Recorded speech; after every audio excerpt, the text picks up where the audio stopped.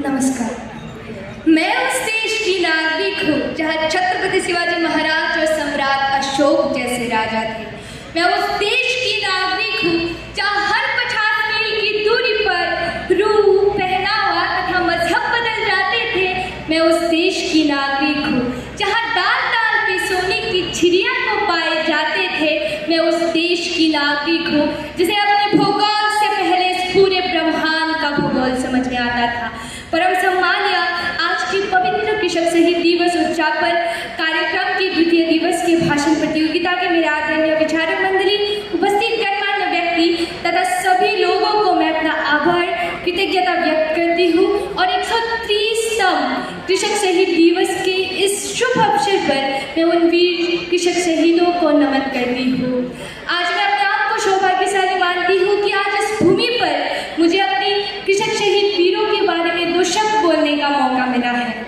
संघर्ष, आंदोलन, ना जाने कितने बलिदान और त्याग के बलबूते पर मिली है हमें हमारी ये स्वतंत्र भारत।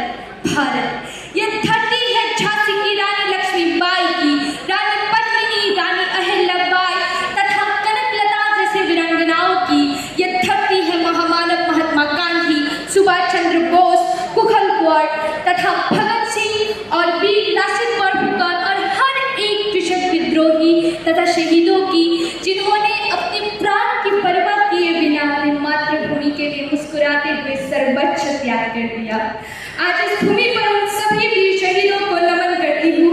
आज इस भूमि पर उन सभी वीर शहीदों की आत्मा की पुकार सुनाने में यहाँ आए। भारत की स्वतंत्रता पे सबसे बड़ा अवदान रहा है हमारे कृषक समाज का, क्योंकि कृषक ये एक शब्द है, ये एक ऊर्जा है, ये एक शक्ति है जिसके बिना एक देश अधूरा है, जिसके बिना एक देश की कल्पना करना भी हमारे लिए असंभव है। इसलिए कृषक एक ऐसा शब्द है जो हमारे अंग अंग से जुड़ा है। हम उस देश से हैं जो कृषक का देश है। हमें गौरवान्वित अनुभव करना चाहिए क्योंकि हम कृषक के देश से हैं। हमें गौरवान्वित अनुभव करना चाहिए क्योंकि हम इस पथरुघाट से हैं, हम दरंग जिले से हैं। आज मैं बोलना चाहती हूँ कि समय थी 1894 की 28 जनवरी।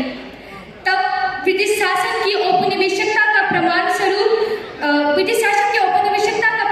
जो अत्याधिक कर व्यवस्था थी, उस कर व्यवस्था की विरोधिता करने हेतु हमारे कृषक समाज जब राइस मिल के दौरान आगे आए, तब उस समय के एसपी बैरिंगटन और जिला उपायुक्त जेडी एंडरसन ने उनके आदेश अनुक्रम हमारे कृषक वीरों पर अंधाधुंध गोली बरसा की गई, जिसकी वजह से 140 कृषक जवान शहीद हुए और 150 कृषक जवान आहत हुए। उन आहत और निहत कृषक जवानों की बस एक ही पुकार थी, स्वतंत्र भारत, स्वाधीन भारत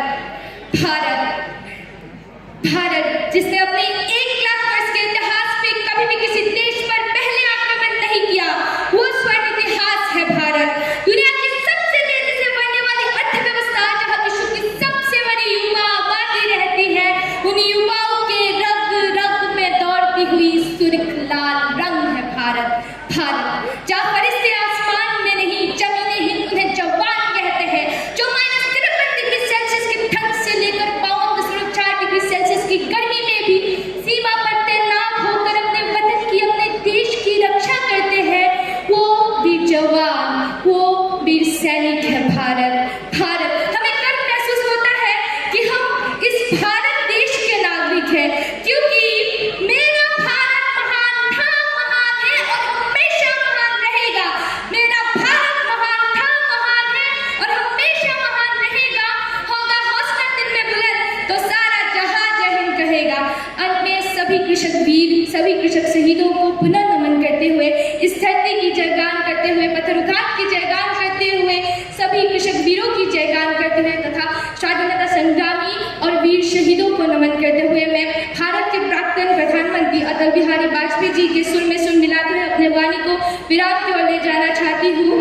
अटल जी ने कहा था कि भारत कोई भूमि का टुकड़ा नहीं है, भारत कोई भूमि का टुकड़ा नहीं है, ये जीता जागता राष्ट्र पुरुष है। ये वतन की धरती भूमि है